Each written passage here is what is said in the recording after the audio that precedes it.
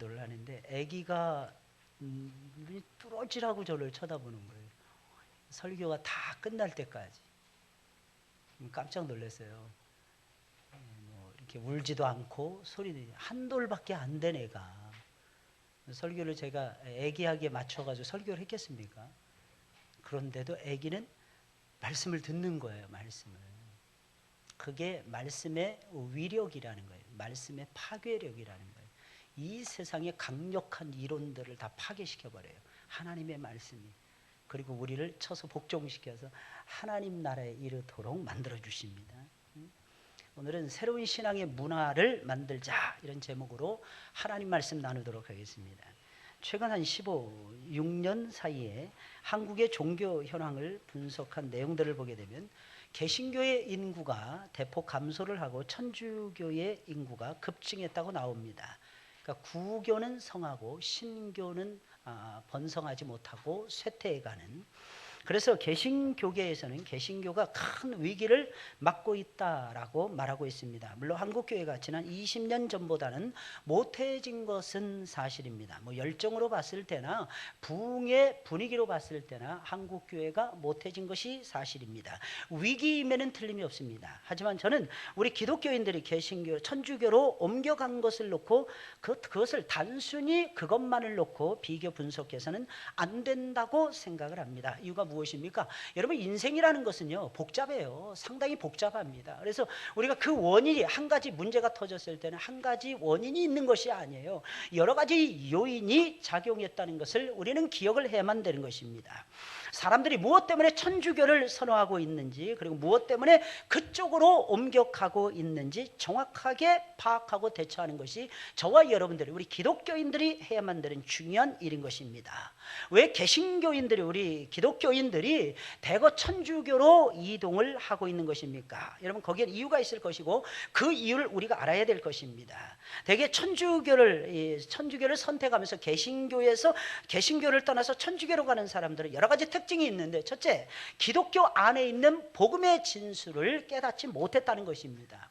아무래도 우리 속에 있는 길이요 진리요 생명 되신 예수 그리스도를 알지 못하면 하늘나라의 소망을 가지고 힘있는 예배 생활한다, 이것은 말도 안 된다는 것입니다. 그들은 대부분이 개신교 주변에서 맴돕니다. 맴돌다가 천주교의 좋은 점을 찾아냅니다. 이게 뭐냐면, 첫째, 술, 담배를 금하지 않는다는 것입니다. 대부분의 남자들이 좋아하는 부분들이 그 부분 아닙니까? 술, 담배 문제에 걸려가지고 내가 교회 가야 되나 말아야 되나. 여러분, 술, 담배 하고 계십니까? 염려하지 마세요. 하나님을 찾으세요. 오해하지 마세요. 나는 술, 담배 끊고 예수 믿겠다. 절대로 죽을 때까지 예수님 못 믿습니다. 일단 끊는 것이 아니고 예배부터 드려야만이 끊어지는 거예요. 할렐루야. 뭐가 먼저인지 뭐가 나중인 줄 알아야죠. 그 사람들은 떠나갈 사람들이 아니라 남아 있어야죠. 남아서 하나님 말씀 계속 들어봐야죠. 그러면 어느 순간이 딱 되면 술, 담배 자동으로 끊어지게 됩니다. 이유가 무엇입니까? 하나님을 사랑하다 보면은 세상의 것들은 점점 멀리 할 수밖에 없어요. 특히 남자분들이 술, 담배를 끊는 예들을 가만 들여다보면요, 항상 공통점이 한 가지가 있는데, 갑자기 혈압이 확 올라갔다든지, 아니면 당뇨에 걸린다든지, 성인병에 걸린다든지, 이래가지고 야, 이대로 살아가는 큰일 나겠구나, 이러면서 술, 담배 끊는 예가 허다하더라는 것입니다. 할렐루야. 그때는 하나님이 질병을 주시는 것이 뭐예요? 축복이라는 거예요. 그때는 축복이라는 거예요. 그래서 오히려 더 건강하게, 오히려 일찍 발견해가지고 건강하게 살아가시는 분들이 굉장히 많다는 것을 저와 여러분들이 간과해서는 안 될 것입니다.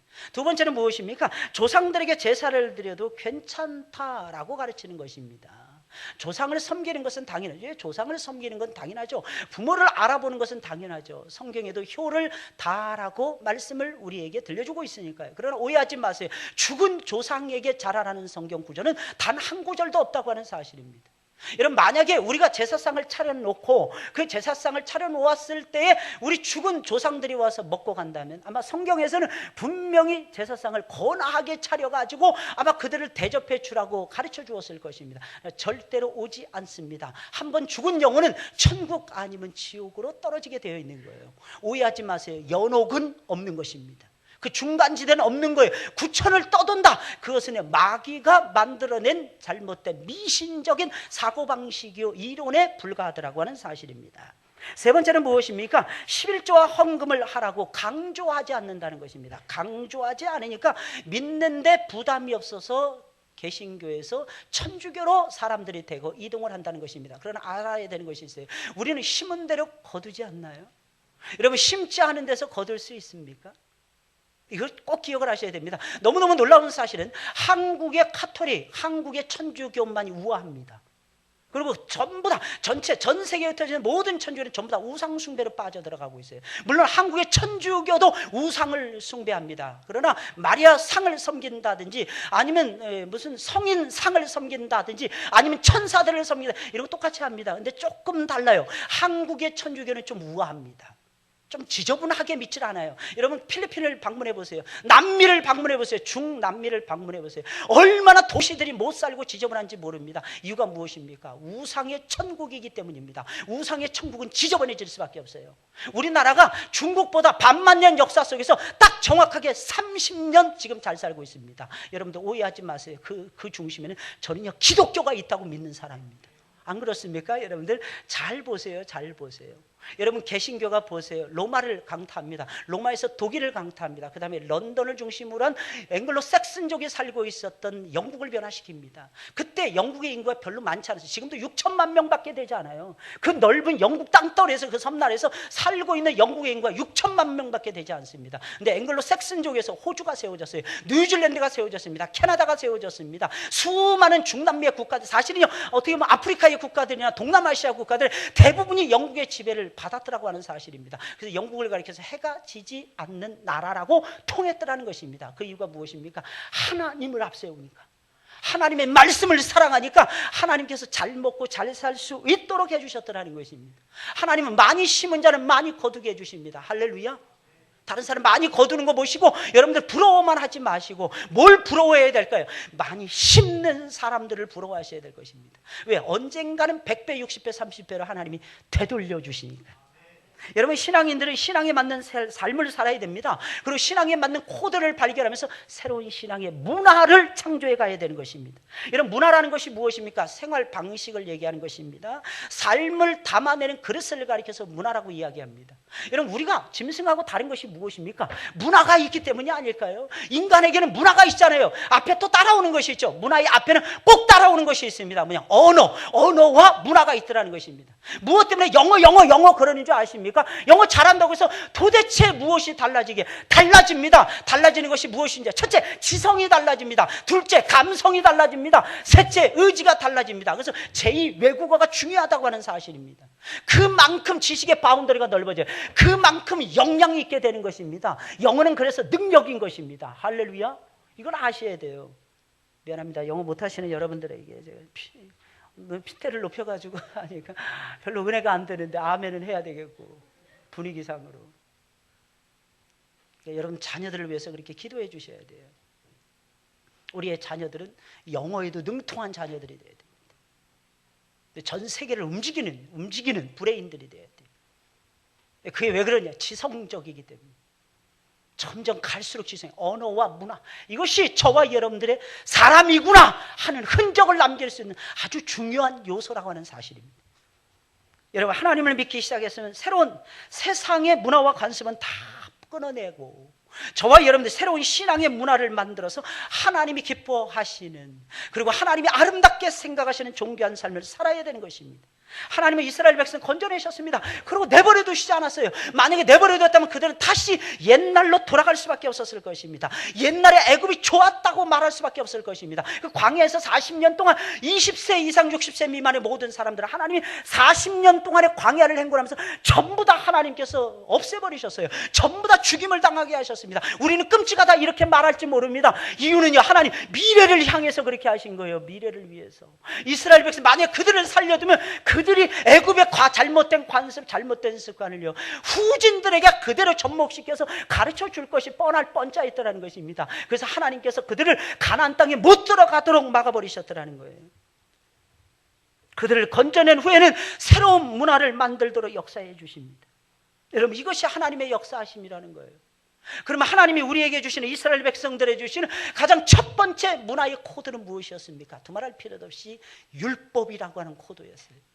여러분, 그것이 무엇을 의미하는 것입니까? 하나님의 생명의 말씀을 얘기하는 것입니다.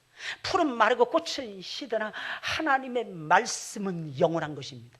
이유가 무엇일까요? 이 말씀이, 하나님 말씀이 이렇게 이 세상이 존재하는 것입니다. 이 세상을 하나님 뭘로 만드셨어요? 말씀으로 만드셨어요. 태초에 말씀이 계시니라 이 말씀이 하나님과 함께 계셨으니 이 말씀은 곧 하나님이시니라.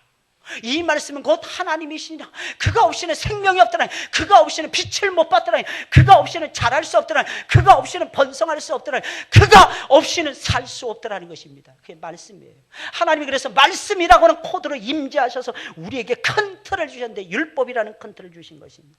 그 틀 안에서 안식일을 지키는, 그 틀 안에서 성막에서 제사를 드리고, 그 제사를 중심으로 이스라엘은 새로운 문화를 만들어낸 것입니다. 그게 뭐예요? 제사 문화라는 것입니다. 그게 뭐예요? 예배 문화라고 하는 사실입니다.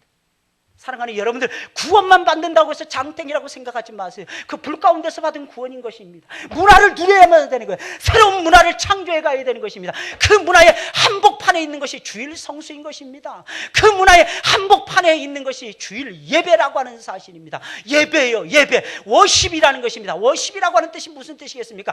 최고의 가치를 최고의 하나님께 바친다는 뜻인 것입니다. 최고의 가치가 무엇입니까? 여러분들이에요. 여러분 자신들입니다. 여러분들의 마음입니다. 여러분들의 열의입니다. 하나님은 사랑하는 중심인 것입니다. 하나님은 그것을 바치라고 말씀하고 계신다고 하는 사실입니다. 최고의 가치가 무엇입니까? 여러분들의 그 영혼과 마음을 담고 있는 여러분들의 몸뚱아리라고 하는 사실입니다. 그래서 몸으로 산 제사를 드리라고 성경은 말을 하고 있는 거예요. 이게 문화라는 거예요. 이게 코드라고 하는 사실입니다. 우리 주님께서 우리에게 새롭게 허락해 주시는 새로운 코드라고 하는 사실입니다. 예수 믿는 사람이 예배가 재미없어. 예수 믿는 사람이 예배가 지루해. 예수 믿는 사람이 성경은 왜 이렇게 딱딱하지? 성경을 몰라서 그런 거예요. 예배의 진정한 맛을 몰라서 그런 것입니다. 예배 드려보세요. 흥분이 됩니다. 예배 드려보세요. 얼마나 환상적인지 모릅니다. 얼마나 영어로 말하면 판타스틱한지 모릅니다. 할렐루야. 판타스틱 하십니까 여러분들? 아니면 지루하시면 보링 하십니까? 보링 하십니까? 할렐루야. 근데 지루하니까 떨어지는 거야. 지루하니까. 알면은 반응을 보이거든요. 알면은 재밌거든요. 알면 흥미진진하거든요. 선생님이 강의하는 것이 10시간, 100시간을 달려가도 내가 알고 이해하는 그 시간은요, 너무너무 즐겁고 재밌거든요. 이게 문화라는 거예요. 이게 문화. 사랑하는 여러분들, 새로운 문화, 신앙적인 새로운 문화 만들어 가시길 예수님의 이름으로 축원을 드립니다. 그 중에 하나가 3대 절기를 제정해 놓으시고 그것을 지키면서 새로운 신앙의 문화를 만들도록 역사해 주신 것입니다. 우리 새로운 문화를 새로운 신앙을 가졌으니까 새로운 문화를 만들어 가야 돼요. 그래야 새로운 삶을 살아가는 것입니다. 여러분, 우리는 신전 인격자가 되어야 되겠죠. 우리는 예배적 인격자가 되어야 되겠죠. 그러나 명심하세요. 신전 인격자, 예배적 인격자는 문화를 창달해가는 문화적 인격자가 되는 것입니다. 그리고 사람들과의 관계 속에서 어떻게 합니까? 야, 너는 참 너대로 살면 좋겠고 나는 나대로 살면 좋겠다. 재미없는 인생인 것입니다. 그게 아니고 누구를 만나든지 인과 협동을 할 수 있는, 사랑하고 용서하고. 옆에 사람 보세요. 죄 안 지은 사람들이죠. 그죠? 잘 보세요. 죄가 전혀 없는 사람들. 우리 특히 하늘문교회 성도들은 죄하고 전혀 상관이 없는 분들은 전부 다 모여 계십니다. 할렐루야. 죄가 없으신 거예요. 죄가. 잘 보세요. 잘 보세요. 저 보세요. 죄가 없는 분들. 음악을 아무 때나 막 키우는 거예요. 음악을 아무 때나. 우리를 위해서 들려주는 거예요. 한번 웃게 만들려고. 저 컨셉이에요. 컨셉. 웃게 만들려고. 여러분 생각해 보세요. 어떠십니까? 근데 그 속에서 우리가 제대로 용서하면서 용납하면서 용납하면서 배려하면서 위로하면서 격려하면서 살아가셔야죠. 이유가 무엇입니까? 우리가 믿는 성부, 성자, 성령 하나님께서 그렇게 늘 존재해 계시는 거예요. 할렐루야. 어떠십니까? 푸근해지시죠? 그러다가 졸리시면 안 되고 푸근해지시기만 하시기 바랍니다. 그럼 하나님께서는 이스라엘 백성들에게 3대 신앙의 절기를 제정해 주시면서 새로운 신앙의 틀을 만들고 새로운 신앙의 문화를 만들어서 새로운 삶을 살라고 명령하셨는데 왜 그렇게 명령하신 것입니까? 왜 그렇게 하셨는지 이유를 알아야 돼요. 왜 그런 것입니까? 첫째로 하나님의 구원의 은혜를 절대로 잊지 말고 기억하라고 그렇게 하신 것입니다. 구원이에요. 본문 14절에 있는 말씀을 보니까 너는 매년 3차 내게 절기를 지킬지니라. 이스라엘 백성들은 3대 절기를 꼭 지켜야만 됐습니다. 3대 절기는 무교절, 맥주절, 수장절 3가지 절기였습니다. 여러분 어렸을 때 저를 보세요. 우리의 뒤를 돌아보면 우리가 어렸을 때 한두 번씩 교회 갔는데 1년에 한두 번씩 교회 가신 분들 양심적으로 그런 분들 대부분 부활절 아니면 성탄절만 가시잖아요. 그죠? 이스라엘 백성 똑같았어요. 3년, 1년에 딱 3번은 꼭 나와야 돼요. 3번이. 이게 뭐예요? 첫째는 무교절이었고, 둘째는 맥주절이었고, 셋째는 수장절의 절기였다라는 것입니다. 이것만은 무슨 일이 있어도 하나님이 지키도록 만들어주신 거예요. 이 세 절기에 중요한 공통점이 있었습니다. 그것은 무엇입니까? 모두가 이스라엘 가운데 행하신 하나님의 구원 역사를 기념하는 절기들이었다고 하는 사실입니다. 무교절은 무엇입니까? 출애굽의 절기죠. 출애굽을 기념하는 절기입니다. 6월절이라고도 부릅니다. 6월절은 패스오버했더라는 것입니다. 죄가 넘어갔더라는 것입니다. 애굽의 모든 장자들을 하나님이 치실 때 이스라엘 백성들을 향해서만큼은 죄를 하나님께서 패스오버하신 절기가 바로 무교절이요 6월절이었더라는 것입니다. 6월절이라는 건 넘어섰다 이런 뜻이고요. 무교절이라는 것은 무교 전병을 먹었기 때문이라는 것입니다. 왜? 발효되기까지 기다렸다가는 못 나오더라는 것입니다. 여러분 그래서 하나님을 만나잖아요. 그럼 곧바로 하나님 앞에 튀어나오시길 예수님의 이름으로 축원을 드립니다. 빨리빨리 나오셔야 돼요. 빨리빨리. 왜? 그러다 문 닫아버린다는 것입니다. 빨리빨리 하나님 찾으세요 여러분들. 그래서 무교절기를 하나님이 지키도록 하신 것입니다. 그날부터 일주일 동안 처음에는 어린 양을 잡아서 첫날 밤은 포식을 하면서 먹습니다. 그 다음 날부터는 일주일 동안 누룩을 넣지 않은 맛없는 무교전병을 먹습니다.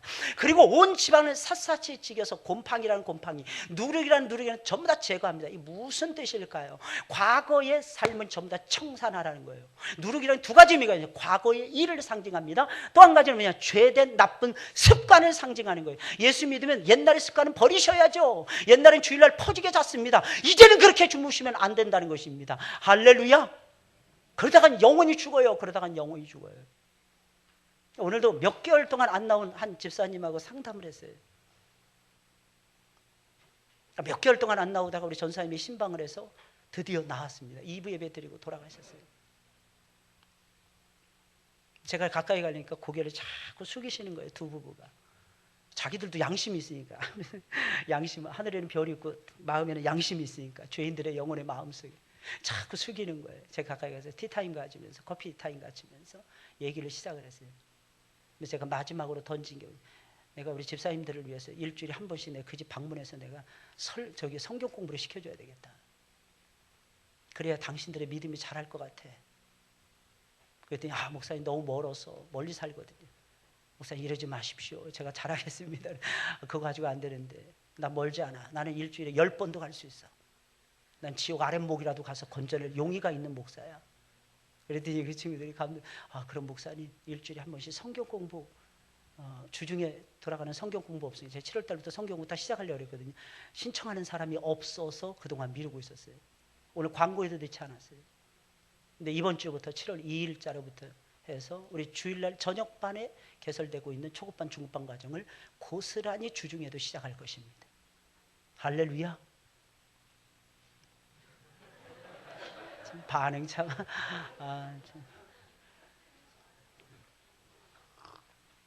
그렇게 믿고 싶죠? 그렇게 믿고 싶죠? 헌신은 작게 하고 복은 크게 받고, 그죠? 대가는 작게 치르고 하나님이 주시는 축복은 무한대로 받고 싶고. 그러나 여러분들 그 도둑놈 신부입니다. 하나님 기뻐하시지 않아요. 우리는 무교 전병을 먹을 수 있어야 되는 거예요. 하나님 말씀이 어떤 때는 무교 전병처럼 느껴질 때가 있어요. 그리고 우리가 인생을 살면서 하나님 말씀을 가까이 하다 보면은 죄된 나쁜 습관을 끊어버릴 수가 있습니다. 저는 예수님 믿고 너무너무 자랐던 것이 있는데 딱 한 가지 있는데 그건 무엇이냐면 성경을 그때부터 주야장창 읽었다는 것이고 그때부터 성경 공부를 배웠다는 것이고 나이 20살 때부터 예수 믿은 지 2년도 안 됐을 때부터 제가 성경 공부 강사가 되어서 뛰기 시작했다는 것입니다. 저는 사실은 성경 몰랐어요, 그때도. 근데 하나님의 은혜로, 전적인 하나님의 은혜로 감당이 되기 시작을 했습니다. 전 지금도 그렇습니다. 제가 목회를 잘해서 저는 한 번도 그렇게 생각해 본 적이 없습니다. 제가 설교를 잘해서 저는 그런 천부당 만부당 그런 생각을 어떻게 합니까? 언감생심. 하나님이 은혜 주시니까 하는 거예요. 하나님. 사람들은 몰라요. 사람들, 목사님 달벼이잖아요.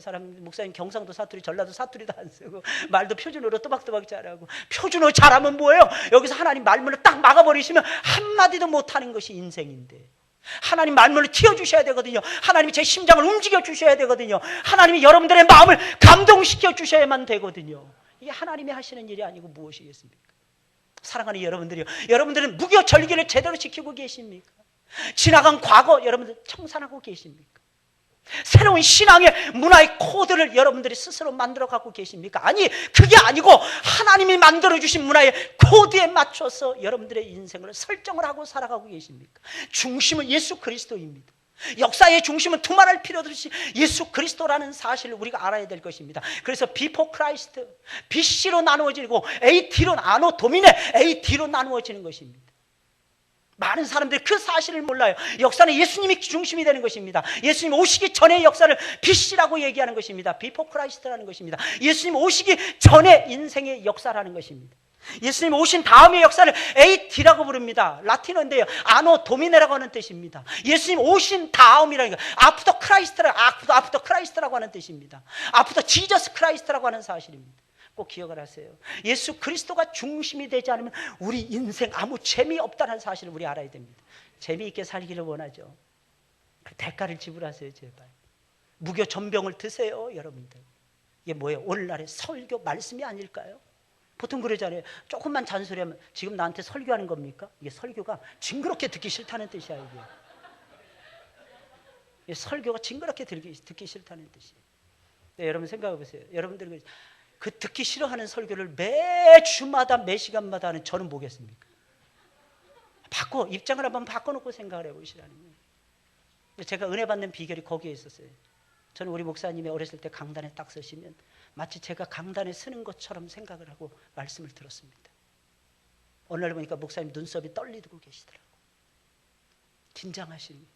저는 우리 목사님이 하늘처럼 보였는데 알고 봤더니 저보다 지금보다도 10년 이상 더 어리셨어요. 근데 제가 보기엔 무서운 호랑이 같은 목사님이죠. 가까이 가지 못하고 상담을 제가 신대원 입학하기 전에 딱 한 번 상담을 해봤습니다. 10분, 그것도 10분. 사람만 보면 대화를 못 하시는 분이. 왜냐하면 그걸 뭐라 그러죠? 그 낯가림을 하시는 거예요. 낯가림을. 목사님이 낯가림 하면 어떻게 해요? 근데 목사님들 중에서 낯가림 하시는 분들이 그렇게 많으세요. 근데 그게 변화하더라고요. 그게 변해. 무슨 마음으로 우리 목사님이 설교하실까요? 하나님은 어떤 마음으로 나에게 말씀을 들려주고 계실까? 그랬을 때 하나님 말씀이 비수처럼 꽂히는 거예요. 내 머리를 움직이고 가슴을, 심장을 터질 듯이 만들어버립니다. 우리의 삶을 끌고 올라갑니다. 어디로? 저 높은 곳을 향하여 끌고 올라가십니다. 이게 하나님의 놀라우신 역사가 아니고 무엇이겠습니까? 맥추절은요, 시내산에서 이스라엘 백성들이 율법을 받고 하나님과 언약을 체결한 날입니다. 이날은 봄 추수가 끝나는 날이었기에 맥추절이라고 불렀어요. 보리 추수가 끝나는 날이었기에 맥추절이라고 불렀으며, 그 무교절로부터 초실절인데 50일째 되는 날이었기에 오순절이라고 불렀습니다. 그러니까 무교절기가 시작되는 그날 아침부터 그날한테 보리를 베기 시작합니다. 그리고 50일째 되는 날 창고에 다 들이면서 맥추절을 지키게 되는 것입니다. 그래서 50일째 되는 날이고, 예수님은 잠자는 자들의 첫 열매 되는 부활절 날이 되는 것입니다. 그래서 예수님을 여기서 초실 열매라고 부르는 것입니다. 그리고 예수님이 열매다, 이게 무슨 말일까요? 우리가 그 열매가 된다는 거 아니겠습니까? 하나님이 기뻐하시는 아름다운 열매가 우리가 된다는 것입니다. 여러분, 하나님께서는 이 날에 이스라엘 백성들에게 모세를 통해서 율법을 주시면서 이스라엘 백성들에게 귀중한 언약을 체결합니다. 나는 너희 하나님이 되고 너희는 내 백성이 될 것이니라. 그리고 이 날에, 신약시대에는 이 날에 성령께서 강림을 하십니다. 그렇다면 맥추절은 뭐예요? 언약이 체결된 말씀의 날이었더라는 것입니다. 동시에 말씀이 있으니까 뭐가 나타나는 거예요? 말씀이 있으니까 성령의 기름 부으심의 역사가 나타나는 거예요. 아무 생각 없이 맥주제를 지키려고 하고, 아무 생각 없이 맥주제, 좋은 날이다, 그냥 감사하는 날이다, 반년 감사하는 날이다, 그렇게 생각하지 마세요. 언약이 체결이 되고 성령의 기름을 하나님께서 엄청나게 부어주신 날이 바로 맥주절이라고 하는 사실입니다. 그러니까 이 날을 잘 지켜야 되는 거예요. 여러분, 우리가 구원받았다는 백성, 구원받은 백성들이잖아요. 그 증거가 무엇입니까? 말씀을 사랑하는 거예요. 말씀. 그 구원받았다는 증거가 무엇입니까? 내 고집을 꺾는 거예요. 내 고집 불통이었더라는 것입니다. 그런데 이상하게 예수님 만나고 나서 꺾이기 시작하는 거예요. 그래도 여전히 살아있죠. 그래도 또 꺾습니다. 이유가 무엇입니까? 성령이 내 속에서 역사하시니까. 할렐루야. 오해하지 마세요. 우리가 예수님 믿으면 나는 이대로 그냥 살다가 죽을래요. 나는 성령께서 나를 못 고칩니다. 하나님은 꺾어놓고야 맙니다. 다른 말로 하면 좀 쉽게 여러분들이 좀 감동적으로 받기 위해서는 하나님이 부셔버리고야 맙니다. 하나님 대단하신 분이십니다. 하나님 앞에서 고집이 어디 있어요? 고집이. 전부 다 우린 처음 만났을 때 이제 뿔 달린 늑대들이었어요. 근데 하나님께서 뿔을 잘라내기 시작합니다. 하나하나. 손에 뿔이 없어집니다. 이빨 드르릉 갑니다. 그런데 하나님께서 이빨을 하나하나 뽑아내기 시작을 합니다.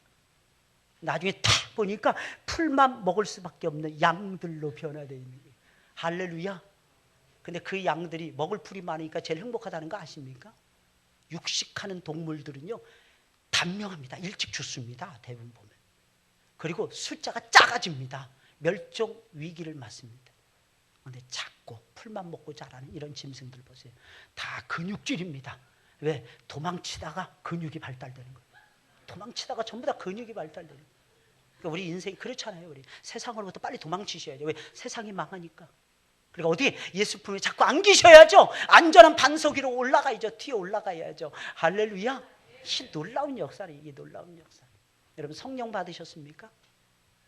또 모르시네. 또 모르시네. 나 진짜.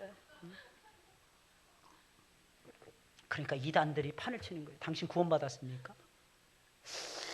어떤 때는 천국이 믿어졌다가, 어떤 때는 천국이 멀리 갔다가.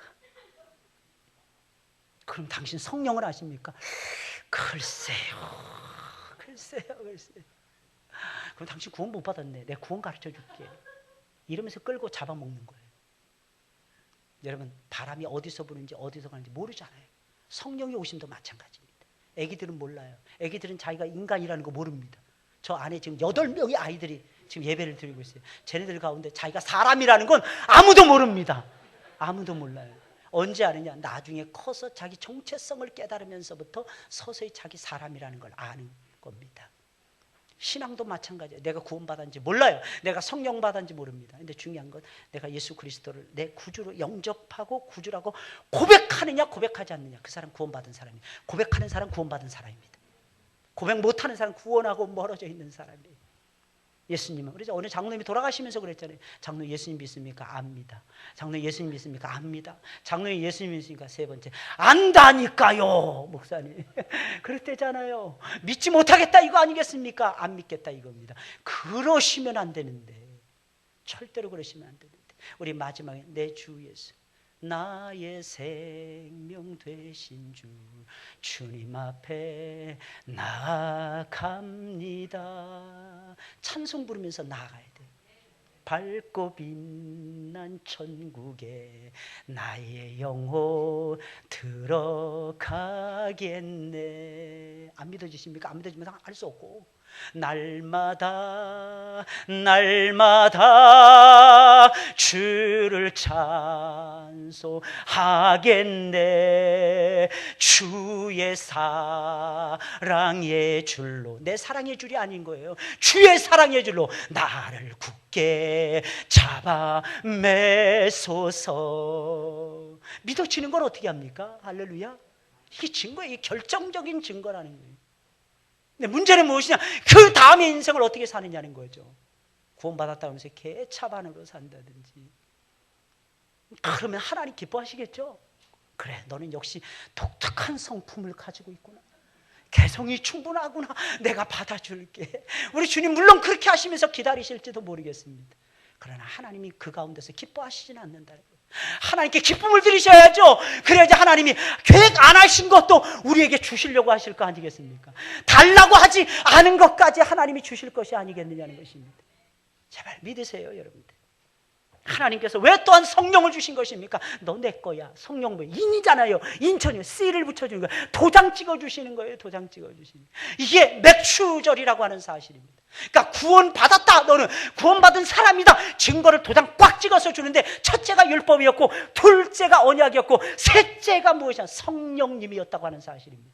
말씀 있습니까? 언약을 체결하셨습니까? 은혜의 언약 속에 여러분들 들어가 계십니까? 예수님의 구속의 언약이 느껴지십니까? 성령께서 여러분들 속에서 역사하기 시작을 하십니까? 믿어지십니까? 하나님이 사랑스러워지십니까? 말씀 듣고 싶어지십니까? 예배 드리고 싶어지십니까? 그 사람 구원받은 하나님의 종인 것입니다. 새 수장절입니다. 세 번째로 이 수장절은 이스라엘 백성들 광야 40년을 통과하면서 물이 없어서 칼할 때가 있었어요. 물을 달라 하나님 앞에 원망하고 불평을 쏟아낼 때가 있었어요. 그때 하나님께서 모세를 통해서 지팡이를 들어서 반석을 치라고 명령하셨습니다. 그때 물이 콸콸콸 쏟아져서 이스라엘 백성들이 새로운 구원의 은총을 누리게 되었습니다. 물을 마시면서 해갈의 은혜를 느꼈더라는 것입니다. 이게 수장절이에요. 그때가 바로 추수를 끝냈던 절기였더라는 것입니다. 희한하죠, 하나님의 역사가. 이 세 절기는 다시 말씀드리면 구원과 관련이 되어져 있었던 모든 중요한 절기라는 것입니다. 왜 주일을 지킵니까? 뭐 때문에 주일을 지킵니까? 바보 멍청이라서 주일을 지킵니까? 할 일이 없어서 주일날 나오신 것입니까? 그게 아니죠. 나에게 생명 주시고 나를 사랑하시고 나에게 구원의 놀라운 은총을 하나님께서 부어 주셨기 때문이라고 하는 사실입니다. 그래서 지키는 거예요. 그래서 누가 뭐라고 해도 지키는 것입니다. 왜? 구원이 너무 감사하니까. 하나님이 잊지 말라고 절기를 지켜야만이 구원을 받는 것이 절대로 아닙니다. 구원의 은총을 저와 여러분들이 받았기, 하나님 사랑하는 마음을 우리 속에 하나님이 넣어주셨기에, 그걸 잊지 말라고 하셨기에 그 속에서 하나님 앞에 잊지 않으면서 하나님 앞에서 구원을 받았기 때문에 절기를 저와 여러분들이 지켜가게 되는 것입니다.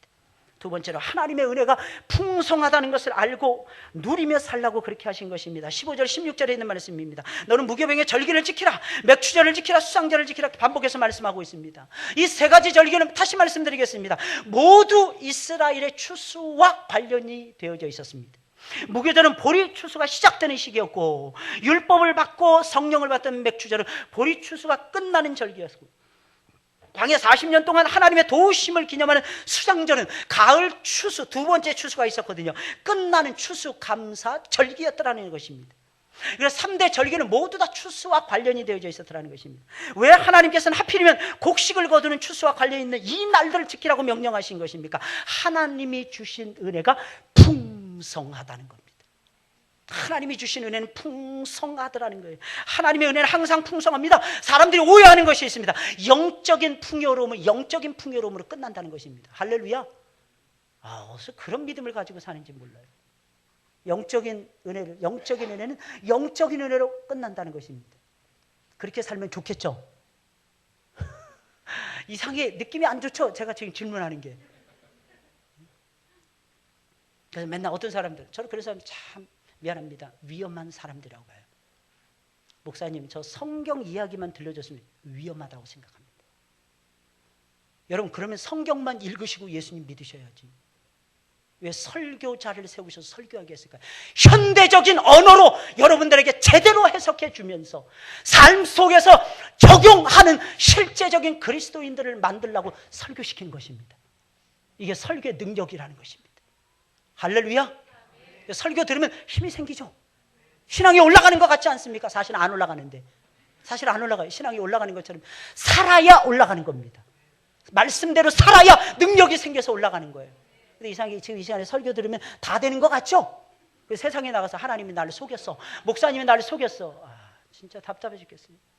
말씀대로 살 때의 열매가 거쳐지는 거예요. 그때 신앙이 올라가는 거예요. 그때 사실은 제대로 올라가는 겁니다. 제대로 올라가는 거예요. 많은 사람들이 오해하는 부분들이 이런 거예요. 많으면 성경만 먹고 사세요. 예수님 분명히 말씀하셨잖아요. 사람이 떡으로만 살 것이 아니요 하나님의 입에서 나오는 모든 말씀으로 살 것입니다. 이 말씀의 의미가 무엇인지 여러분들 알고 계십니까? 사람은 떡으로도 산다는 것이 전제되어 있는 선포인 것입니다. 할렐루야. 왜 그럴까요? 여러분들 잘 들어보세요. 하나님 나를 사랑하시는 거 감사합니다. 사랑한다 아들아 딸아 내가 사랑한다 이래놓고 하나님 입을 딱 닦으셔. 그럼 살 수 있습니까 없습니까? 할렐루야. 능히 살 수 있죠. 왜? 금식하면서 살 수 있으니까. 10일, 20일, 30일, 40일, 50일 능히 금식하면서 안 주셔도 살 수 있잖아요. 그죠? 예배 잘 드렸습니다. 은혜 받았습니다. 밥 먹고 가지 말고 집에 가세요. 그러면 은혜가 되겠습니까? 특히 우리 하늘목교회 식구들에게는 그게 가당치나 않은 소리입니까? 우리 익숙해져 있잖아요. 예배 끝나면 먹어야 된다는 거 익숙해져 있잖아요. 오늘 밥을 안 앉혔습니다. 보세요. 반응이 벌써. 저는 가정법을 지금 쓰고 있는데 가정법은 전부 다 과거형입니다. 오늘 밥을 안 앉혔습니다. 저는 가정한 거예요. 그럼 여러분 좋겠습니까? 이거 물어보려고 했는데 안 된다는 거예요. 벌써. 무슨 뜻이냐? 먹어야 산다는 뜻이에요. 먹어야 산다. 육신을 가지고 있다는 거예요. 옷을 입어야 산다는 뜻입니다. 입어야 산다. 제발 사랑하는 여러분들, 나 하나님 사랑합니다. 하나님 나만 사랑해 주세요. 이렇게만 기도하지 마세요. 하나님 증거를 보여주세요. 하나님 증거를 보여주세요. 하나님. 그러지 않으면 나 못 살겠어요.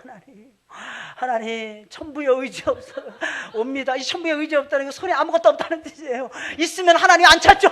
없으니까 찾는 거죠. 없으니까. 하나님 그걸 알고 없애주시는 거야. 할렐루야. 믿으시기를 예수님의 이름으로 축원을 드립니다. 없을 때 그래서 감사하셔야 돼요. 기도로 있게 하시는 하나님을 만나라고. 하나님 없애주시는 거예요. 여러분 꼭 기억을 하세요. 풍성함, 영적인 풍요는 반드시 삶 전체로 파급이 됩니다. 신앙적으로 풍성한데 다른 것은 없다.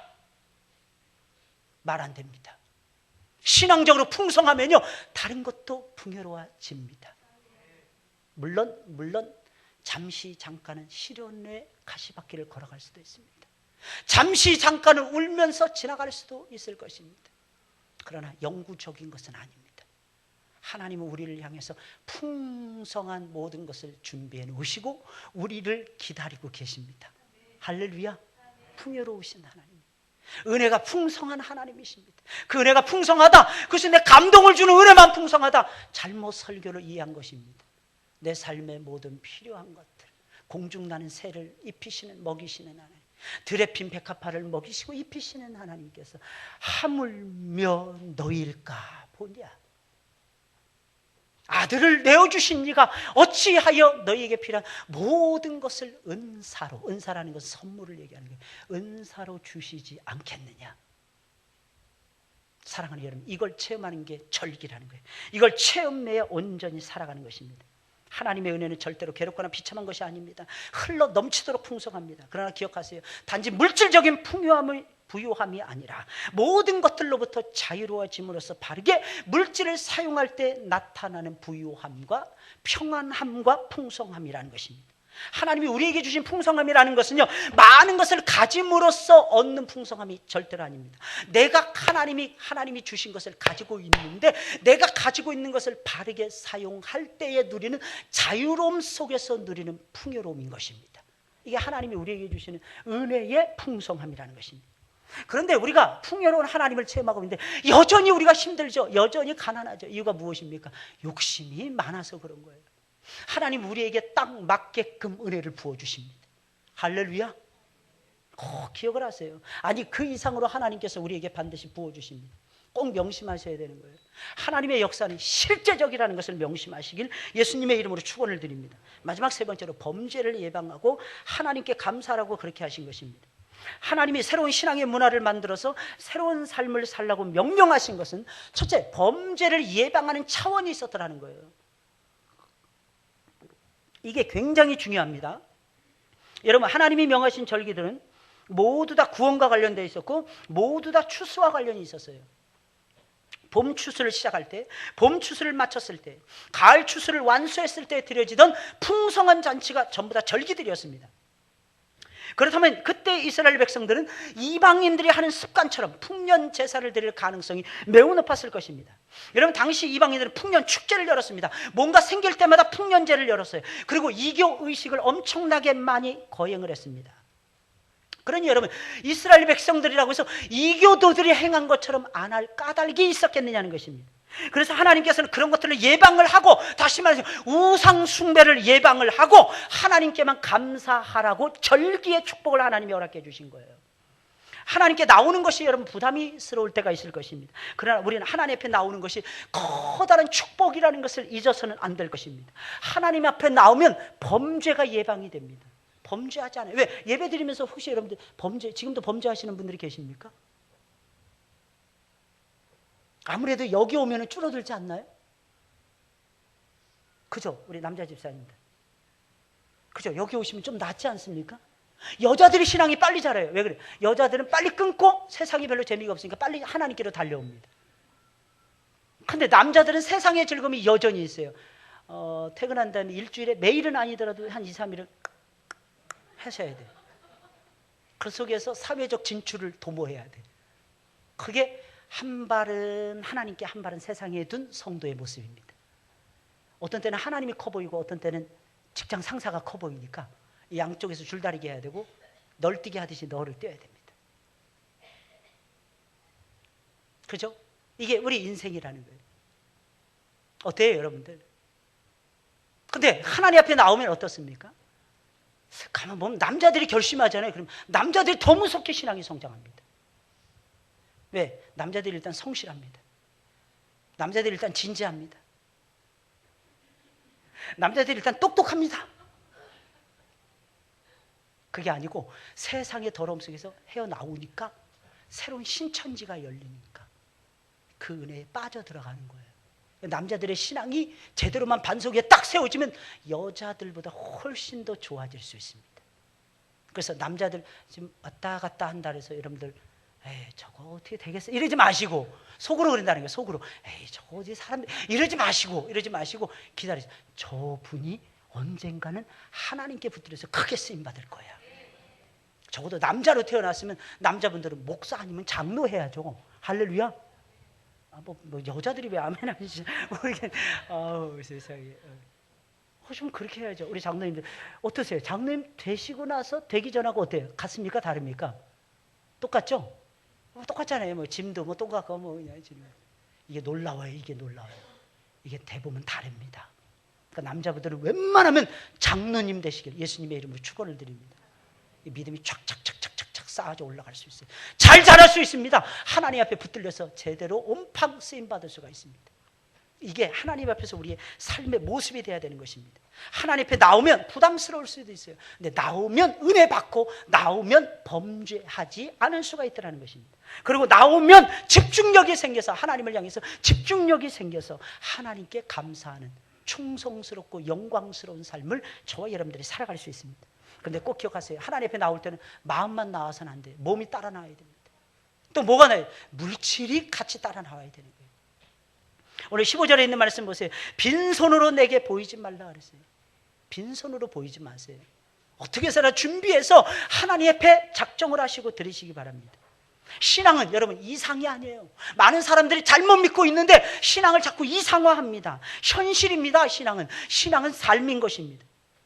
그래서 신앙의 파워를 체험하지 못한 채 살고 있어요. 자꾸 이상적으로만 생각을 하는 거예요. 왜냐하면 하나님은 우리가 믿는 대로 역사하시기 때문에 그 파워를 체험 못하는 거예요. 하나님은 꼭 기억하세요. 하나님은 실제로 역사하십니다. 그래서 만날 뜬구름을 잡는 거예요. 사람들이. 왜? 자꾸 이상화하니까. 이 신앙을 이상하면서 실제로 하나님을 향해서는 인색한 거예요. 하나님을 마음으로 사랑하면 됐지. 하나님 앞에 헌금 드리는 게 뭐가 그렇게 중요합니까? 그러면 여러분 그렇게 생각하셔야 됩니다. 하나님이 여러분들에게 물질의 복을 안 주셔도 되겠죠. 상관없잖아요. 아까 얘기했잖아요. 사람이 떡으로만을 빼버리는 거예요. 사람은 모든 하나님의 입에서 나오는 모든 말씀으로 살 것이니라. 그 말씀만 먹고 살아가시기 바랍니다. 옛날 CF에서 이슬만 먹고 사는 여자, 이슬만 먹고 사는 게 화장품 덕지덕지 붙이면서 사는 여자지. 말도 안 되는. 사람 먹어야 사는 거예요. 근데 여러분 모든 것의 근원은 하나님이십니다. 만물이 주에게서 나오고 주로 말미암고 주에게로 돌아간다 그랬잖아요. 하나님이 주셔야 먹을 수 있잖아요. 그럼 하나님께 바치셔야죠. 은혜는 공짜가 아닙니다, 여러분. 사람들은 은혜가 공짜라고 생각합니다. 하나님은 주신 다음에 먼저 주실 분입니다. 주신 다음에 달라고 하십니다. 그리고 나를 경외하는지 테스트해 보시겠다는 것입니다. 이게 하나님의 마음이었어요. 그러면 부유해질 것입니다. 영적으로도 부유해질 것이고 물질적으로도 부유해 주고야 말 것입니다. 여러분, 그렇게 안 살려면 하나님을 몸으로 섬겨야 되고 물질로도 섬겨야 되는 것입니다. 그러면 여러분들의 신앙 쑥쑥 자랍니다. 할렐루야. 쑥쑥 자라요. 왜 그럴까요? 물질이 있는 곳에 마음이 있더라는 것입니다. 물질이 있는 곳에 마음이 있다니까요. 어떤 분들은요, 눈물에 헌금을 하시는 분들이 계십니다. 그 작은 물질 중에 11조를 대범하게 떼십니다. 사실 그거 다 가져도 다 못 먹고 먹고 살지 못합니다. 대범하게 떼시더라고. 그러니 하나님이 11조의 액수가 늘어가도록 복을 안 주시겠죠? 할렐루야. 왜? 하나님이 이상적인 하나님이시니까. 근데 제가 믿는 하나님, 성경이 말하고 있는 하나님은 이상적인 하나님이 아니고 지극히 현실적인 하나님이십니다. 실제적인 하나님이십니다. 하나님이 실제적인 하나님 가시적으로 보여줘요. 그 예수님도 보세요. 잔치를 벌이시잖아요. 왜? 하나님의 축복을 가시적으로 보여주고 싶어서. 바리새인들이나 세례요한의 제자들 맨날 금식했습니다. 근데 예수님의 제자들은 금식 안 했어요. 예수님 금식하지 말라 그랬어요. 여러분들도 웬만해서는 금식하지 마시길 바랍니다. 금식하다가 죽을 수도 있어요. 언제 금식해? 정말 내가 이거 받지 못하면 내가 죽겠다. 그리고 하나님 앞에 정말로 기도해야 되겠다. 다른 생각 아무것도 같지 않냐고. 그럴 때만 금식을 하세요. 그럴 때만. 그럼 하나님께서 들어주십니다. 할렐루야. 들어주세요. 떼부리지 마시고 쓸데없이. 다음 주가 맥주 감사주일입니다. 반년 동안 지켜주신 하나님께 감사하고 나머지 반년을 하나님께 맡기는 절기예요. 어떻게 해야 될까요, 여러분들? 제발 빈손으로 나오지 마세요. 아, 목사님 또 강요하십니까? 저 강요하고 싶어집니다. 왜 그럴까요? 제가 체험을 했기 때문입니다. 내가 말씀드렸죠. 30년 전에 제가 결심한 게 1,000원을 매주마다 헌금하는 거였어요. 11조를 떼고 10에 2조 3조를 드렸어요. 전도사 때 45만 원 받을 때 헌금 20만 원씩 했습니다. 그리고 15만 원 저축하고 10만 원 가지고 살았어요. 에이, 목사님 혼자 사니까 전도사니까. 아니요, 결혼해서 우리 하영이 도영이까지 다 낳았을 때였습니다. 근데 절기 때는요, 제 월급 어느 정도 월급에 아니면 11조라든지 아니면 월급 한 달치를 하나님 앞에 드리겠다, 이 심정, 그렇게 하나님 앞에 살았어요. 너무 신기한 건 30년 동안 제가 뉴질랜드 살 때는요, 제 옷이 닳아지지 않도록 역사해 주시더라고요. 제 옷이 진짜 안 떨어졌어요. 10여 년 전에 사갔던 옷이 고스란히 있어가지고 고민하면서 왔습니다. 물론 한국에 와서 버렸습니다. 왜냐하면 한국에 오니까 패션이 안 맞는 거예요. 너무. 제가 아주 촌스러운 연변에서 온 목사 보여지는 거예요. 저 자신은 가뜩이나 얼굴도 못생긴 게 그렇게 입으니까 수준에 안 맞는 것 같아서 다 버렸어요. 근데 아직도 장롱 구석에서는 틀어박혀서 나올 때가 있어요. 절기가 바뀔 때마다. 여러분 꼭 기억하세요. 하나님은 살아계십니다.